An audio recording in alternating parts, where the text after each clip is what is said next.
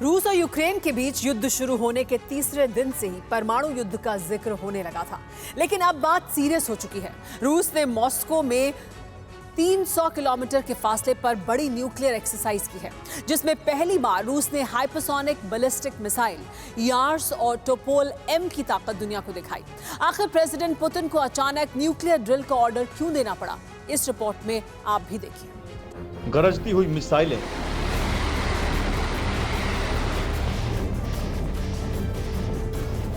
रफ्तार से आग बरसाते रॉकेट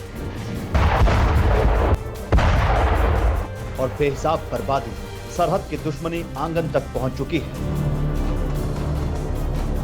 शहर, मकान, दुकान, खेत, खलिहान, हर तरफ मौत का मंजर है। किसका कलेजा नहीं कांप उठेगा इस विभीषिका को देखकर? कौन नहीं सहम जाएगा जिंदा इंसानों के पल भर में बेजान जिस्म बन जाने पर? लेकिन ऐसा हो रहा है। यूरोप की दहलीज पर बेतहाशा बारूद बरस रहा है, जिसकी आंच अब पूरी दुनिया को दहला सकती है, क्योंकि पुतिन ने एक बार फिर अपनी एटमी मिसाइलों से धूल साफ कर दी है। यूक्रेन पर हमले के 3 महीने होने पर रूस ने सबसे बड़ी न्यूक्लियर एक्सरसाइज की। एक्सरसाइज मॉस्को से करीब 300 किलोमीटर दूर रूस के इवानोवा इलाके में हुई, जिसमें रूस ने हाइपरसोनिक बैलिस्टिक मिसाइल यार्स और टोपोल एम की ताकत दिखाई।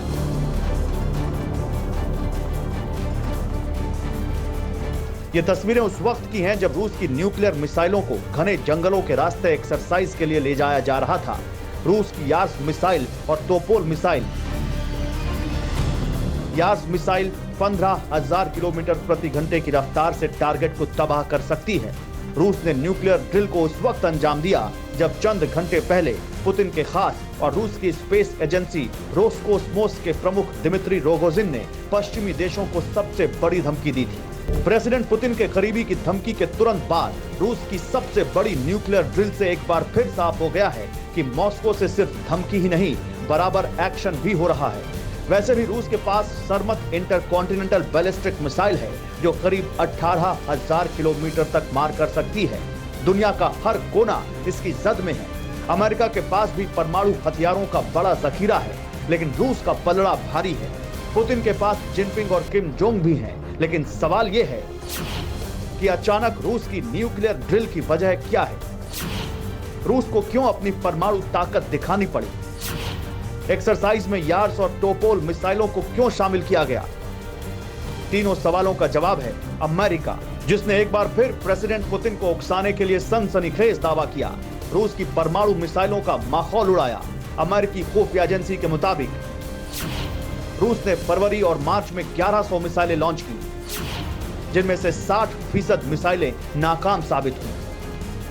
अमेरिका के साथ ही ब्रिटेन की तरफ से भी रूस की 60% मिसाइलों को कबाड़ बताया गया। यही वजह है कि पुतिन ने अपने शागिर्दों को मॉस्को का परमाणु जखीरा दिखाने का फरमान सुना दिया। इतना ही नहीं, रूस की तरफ से बता दिया गया है कि मॉस्को के स्टोर में 15 न्यूक्लियर मिसाइलें हैं, जो धरती के किसी भी कोने को तबाह कर सकती हैं। यार्स मिसाइल को भी एक्सरसाइज में इसीलिए शामिल किया गया। क्या आप जानते हैं कि यार्स किस लिए बनी है? ये एक न्यूक्लियर डिटर्रेंस मिसाइल है, जिसका दुनिया में सानी नहीं है। इसलिए ये यूनिक हथियार है और हमेशा रहेगा। रूस और यूक्रेन की जंग को 3 महीने से ज्यादा का वक्त हो चुका है। शुरुआत में रूस ने सिर्फ टैंकों और रॉकेटों से ही हमला किया, लेकिन जैसे जैसे युद्ध का दायरा बढ़ता जा रहा है, रूस के घातक हथियारों की खेप भी जंग के मैदान में नजर आने लगी है। पिछले कुछ हफ्तों के दौरान रूस की तरफ से यूक्रेन की जंग में कई नए हथियारों को उतारा जा चुका है, लेकिन जिस तरह से यूक्रेन के मददगार देश प्रेसिडेंट पुतिन को उकसाते जा रहे हैं, उससे रूस के परमाणु हमले से भी इनकार नहीं किया जा सकता है।